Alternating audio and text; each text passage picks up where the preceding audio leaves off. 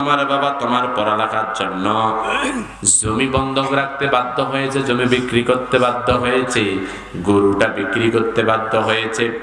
তোমার জন্য তোমার বাবার অভাবী সংসার, ঈদ গেছে, বাবা নতুন পাঞ্জাবি কিনতে পারে নাই, সন্তান এমন জেদ ধরেছে বাবা জুতা লাগবে, ফ্যান লাগবে, শার্ট লাগবে।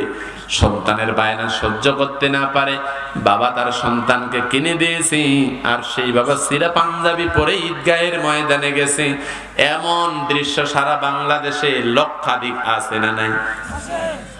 হয়তো এখানে কারো বাবা এরকম আছে, সেই বাবাকে তুমি কষ্ট দাও, সেই মাকে কষ্ট দাও।